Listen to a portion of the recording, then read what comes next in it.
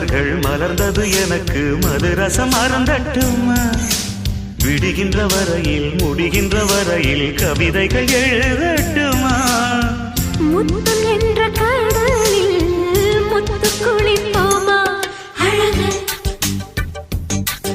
அழகு ஓ நீ நடந்தால் நடையழகு அழகு நெருங்கி வரும் இடையழகு அழகு வேலெறியும் விழியழகு